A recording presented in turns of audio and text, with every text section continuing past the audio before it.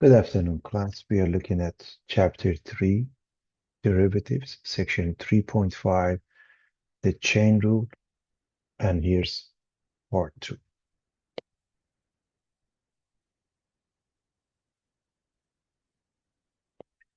Reminding you, the composite function y equals f of g or f of g of x results in the derivative y prime equals f of g prime or f prime of g of x times g prime of x. Or, in Leibniz's notation, dy dx is dy du dx as an example. The basic power rule, the derivative of x to the power of n is n x to the power of n minus 1. The extended power rule, the derivative of g of x to the power of n is n g of x to the power of n minus 1 g prime of x.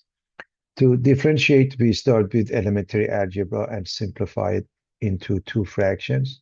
X squared over x is x. 4x over x is 4. And now we are going to use the extended power rule on that. 6, that's n. G of x to the power of n minus 1, that means x plus 4 to the power of 5. And then g prime, the derivative of the inside, happened to be 1. And I write it for the emphasis because if it's anything other than that, and we rewrite it as 6 times x plus 4 to the power of 5 as the final answer. Y equals 2x plus 3 over x minus 8 to the power of 5. We continue using the extended power rule. N g of x to the power of n minus 1 g prime of x. So 5. Then the same thing to the power of 5 minus 1, namely 4. And now the derivative of the inside, we use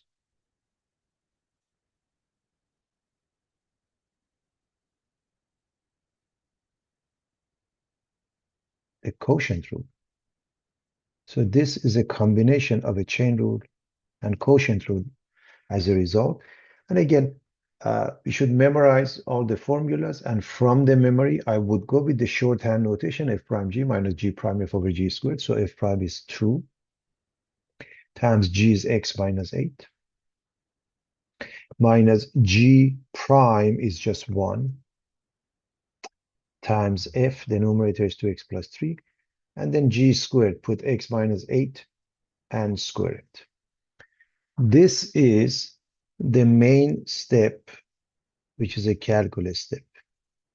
And in some instances, a digital platform such as my OpenMath may accept this as the final answer, but it's not the final answer. And I can't emphasize this enough. For the exam, you must finish this, which means you're going to distribute 2x minus 16 minus 2x minus 3.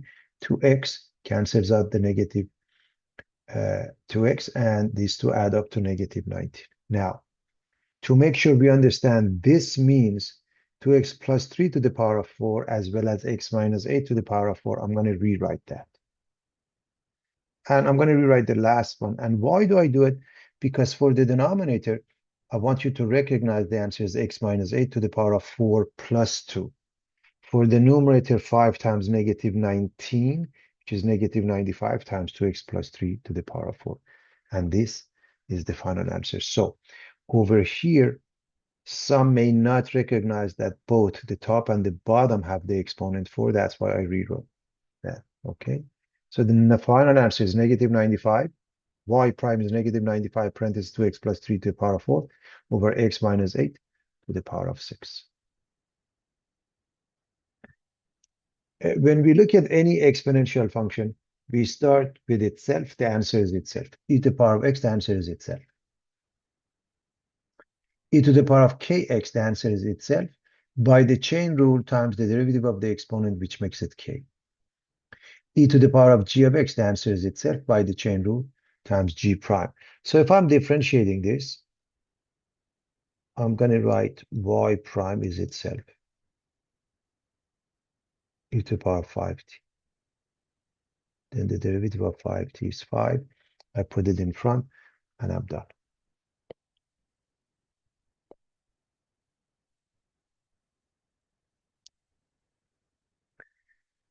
For part B, the derivative of e to the power of tan x is itself. because an exponential function. But the exponent is tan x, its derivative is secant squared by the chain rule times secant squared, and now I'm done. For part C, I'm going to write this as 2/3 x, because when I want to differentiate, I want it to be clear that first and foremost, the answer is itself because it's an exponential function, but also I want everybody to recognize the derivative of 2/3 x is 2/3, and of course, we'll put it in front. Y prime is 2/3 e to the power of 2x over 3 is the final answer.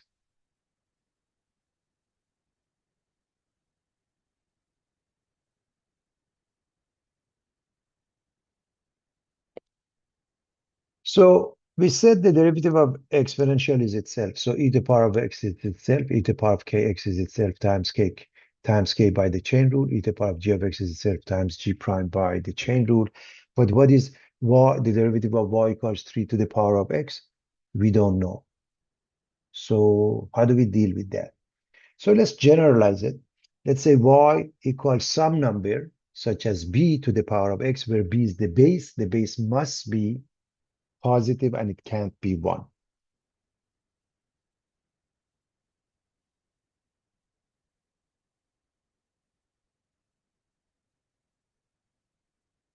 How do we differentiate this? We don't know yet. I'm going to remind you of a couple of logarithmic properties.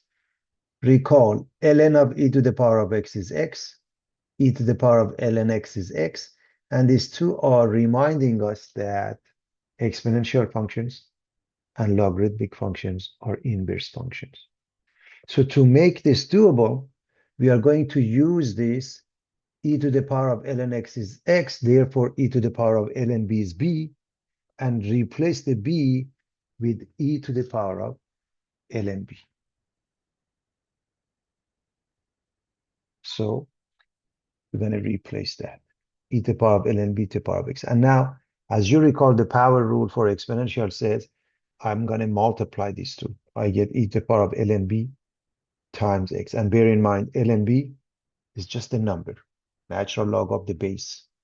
And so having said that, this I know how to differentiate using the chain rule. The answer is itself times k. ln b is just like k is the number, kx. So times ln b. Now, however, I'm going to put this back in the same format. What was this? This e to the power of ln b was b, so this is b to the power of x. So I'm going to put it back. Therefore, if I'm differentiating this, the moment I see the exponential, I say, well, the answer is itself. Then I look at the base. Is the base e? No. Therefore, by logarithmic properties, I need ln b, more specifically ln 3. And I'm going to rewrite it and we're done. What about y equals to the power of 7x? In addition to that, we are going to tag along the chain rule, meaning when y is b to the power of f of x, the answer is itself, because an exponential, times ln b, because the base is not e, times f prime of x. This is by the chain rule. Therefore, the answer is itself. Y prime is itself to the power of 7x. Since the base is not e times ln 2, since this is a function of x by the chain rule, its derivative 7, we rewrite it and we are done.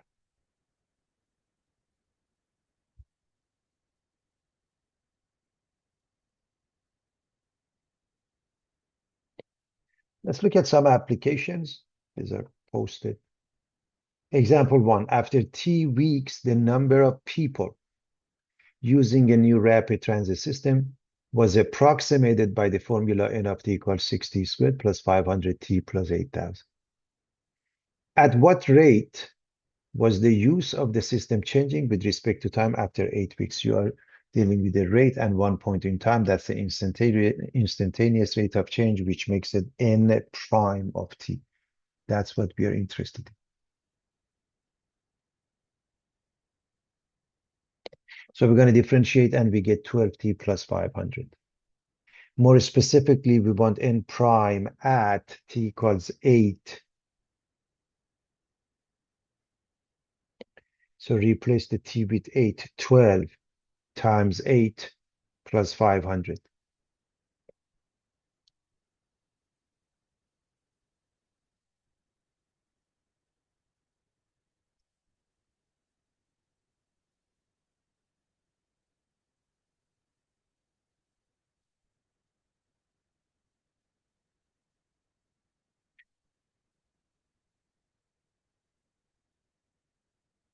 12 times 8 is 96. They add up to 596. 596. You also have to write the units.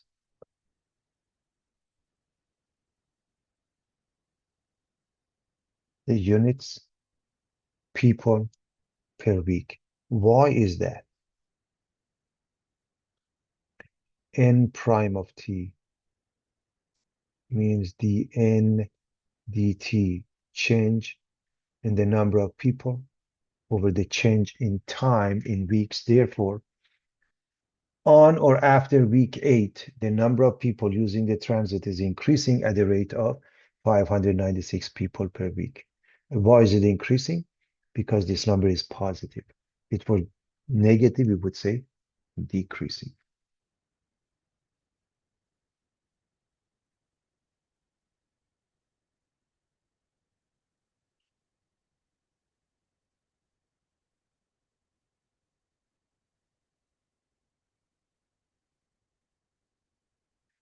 A bacterial colony is estimated to have a population of P of t equals 24t plus 10 over t squared plus 1 million t hours after the introduction of a toxin. What is the population after 1 hour? A couple of things. Number one is elementary algebra, t equals 1. But in general, if they say after a toxin was introduced, that means t is 0. In this case, 1. So replace the t with 1.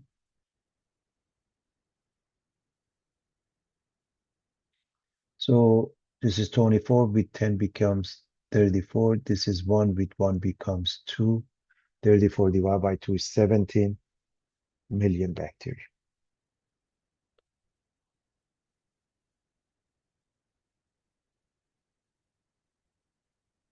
At what rate is the population changing 1 hour after the toxin is introduced?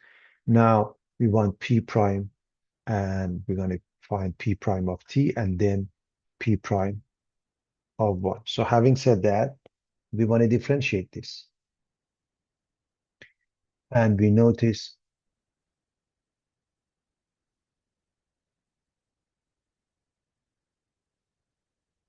we have to use the quotient rule, f prime g minus g prime f over g squared. So having said that, the derivative of the top is 24 times the bottom t squared plus 1. That is f prime g minus g prime, which is 2t, times f 24t plus 10 over g squared, the bottom squared. So we are looking at f prime g minus g prime f over g squared. All we have to do is simplify the numerator by distributing. This one gives us 24t squared plus 24 minus 48t squared minus 20t. Now we're going to collect like terms and we're going to put them in descending order, which means we're going to add these two and we get negative 24t squared minus 20t plus 24. That is the numerator. The denominator is what it was, t squared plus 1 quantity squared. Now, when do we want that at a precisely t equals 1? Let's replace t equals 1. So we want p prime of 1. minus 24 times 1 squared minus 20 times 1 plus 24 over 1 squared plus 1 quantities.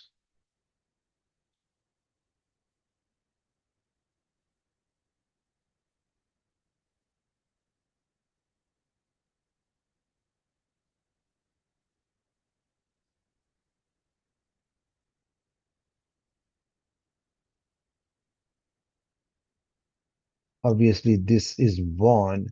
We get minus 24, which cancels out positive 24. And the numerator is just minus 20. This is 1 and 1, 2 squared is 4. Minus 20 over 4 is negative 5. Negative 5, what? P prime is dP dt, the change in population, which is millions. The change in time, which is in hours. So we're going to write minus 5 million bacteria per hour. What does it mean? The population of bacteria is decreasing at the rate of 5 million bacteria per hour, 1 hour after the toxin is introduced. Why is it decreasing? Because this is negative. Okay. The population is either increasing or decreasing. Positive means increasing, negative means decreasing. And when you say decreasing, you don't change this to a negative number anymore.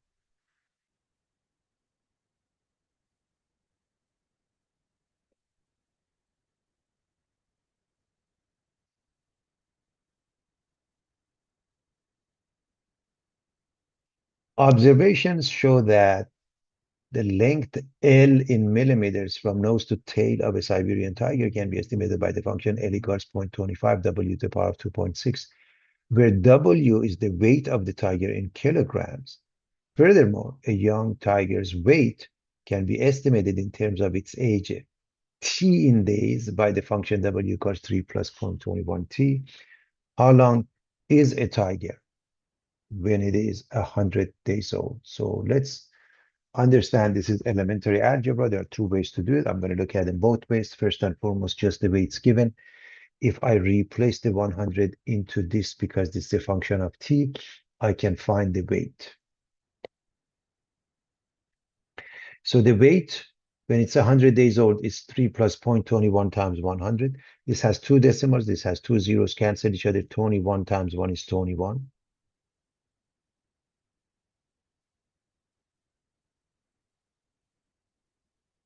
Plus 3 is 24 kilograms. Now, we are going to replace the weight in here with 24.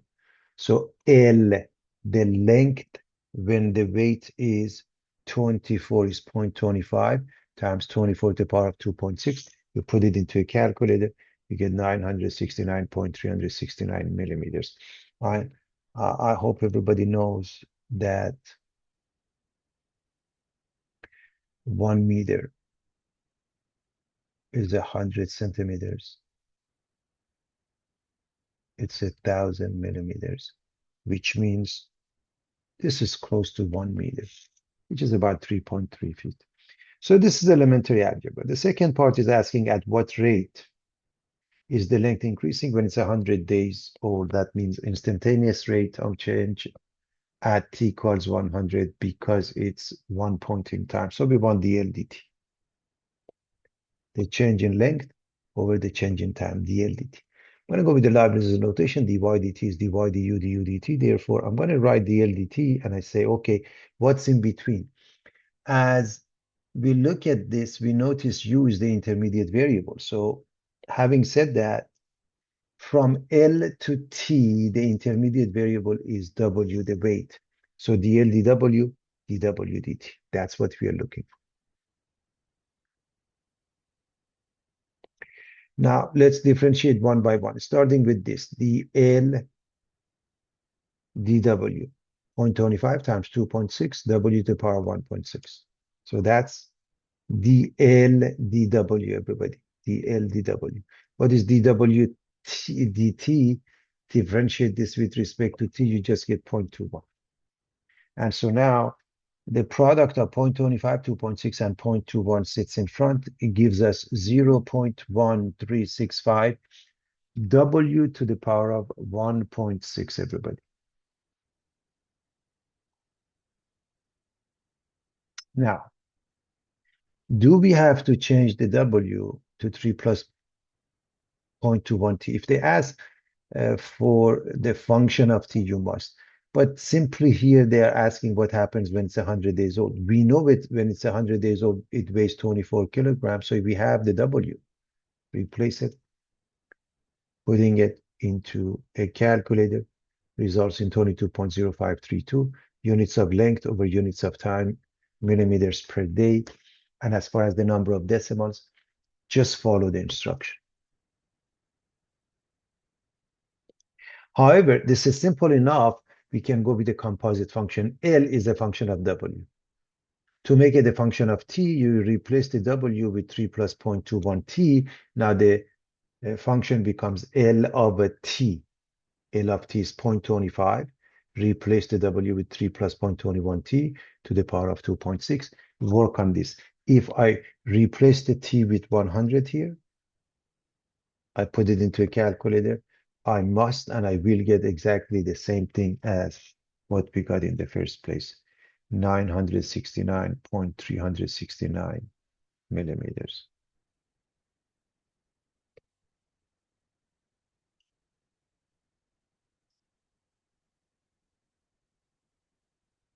Now, for part B, at what rate is the length increasing?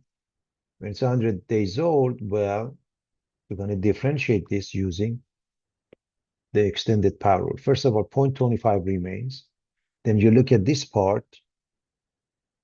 You look at this part, and you use the extended power.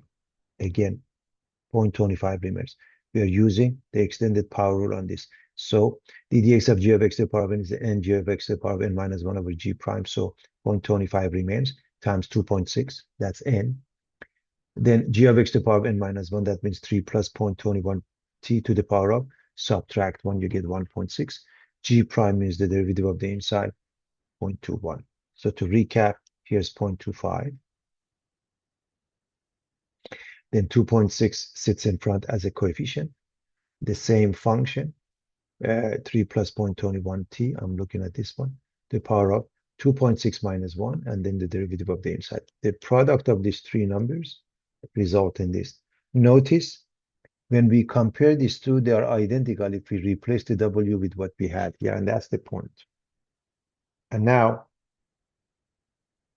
if you replace the T, you get exactly the same answer that you got here. I didn't write the units here, but it's the same thing. One thing I want to make a point of is not always it's easy to find the composite function. That's why we want to know and learn the method by Leibniz. The Leibniz's notation, which indicates dy dt, is dy du du dt. So that's important to know. So the next example is the one that I believe makes it more difficult if you go with the composite function.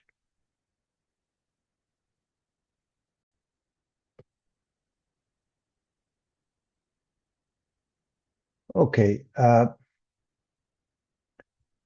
amount of glass recycled in a community is G of P equals the square root of 0.5 P squared plus 7 tons, where P is the population in thousands. It is estimated that T years from now, the population of a community will be P of T equals 4.4 plus 0.1 T squared thousands. How many tons of glass are expected to be recycled 4 years from now? Well, we're going to replace the T with 4 here.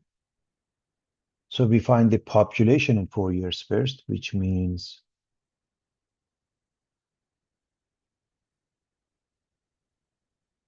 this is obviously 16 times 0.1 is 1.6 plus 4.4, 6,000 people.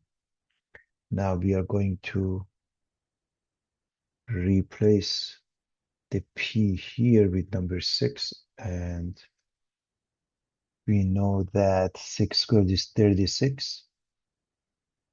Half of that, so this is 36. Half of that is 18 plus 7, 25. The square root is 5 tons of glass. So this is elementary algebra.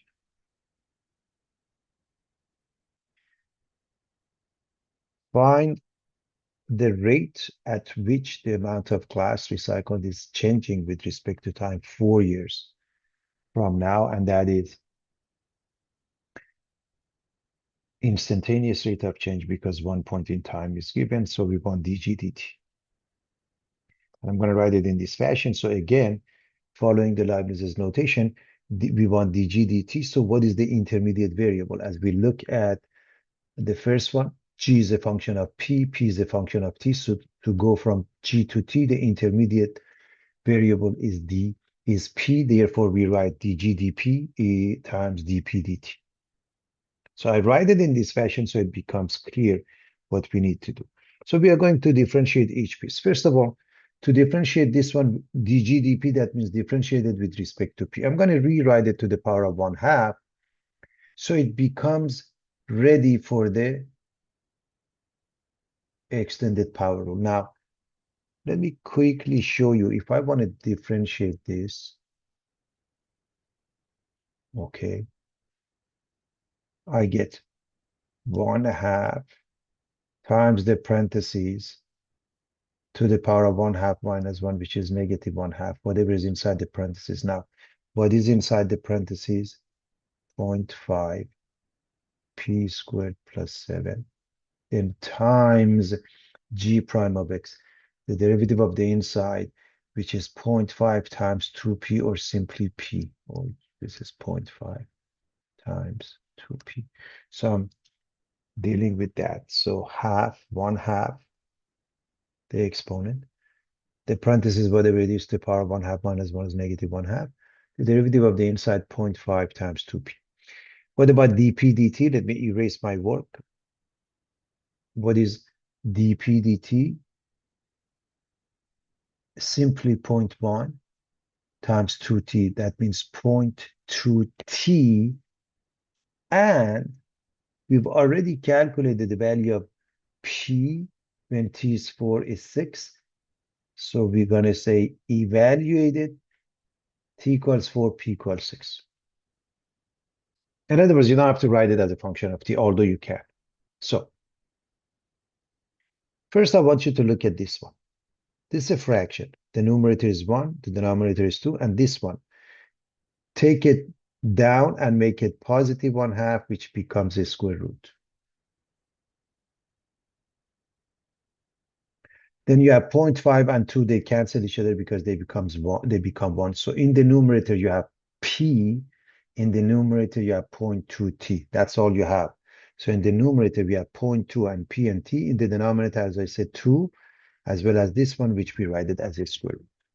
Now, when p equals 6, t equals 4. Needless to say, if they ask you to write this as a function of t, this p as well as this p must be replaced. And I hope you see it's more complicated. But just the way it is, replace the p with number 6, t with number 4. And look at the denominator, by the way. This one, we already have the answer is 5. In other words, I'm not going to do it again. I've calculated it. 0.5 times 6 squared plus 7 becomes 25, comes out as 5. So this is 5. So the bottom is 2 times 5. The top is 0.2 times p, which is 6, times t, which is 4. And again, notice these two are identical, everybody. Okay? Let me just erase my work so you can see it easily.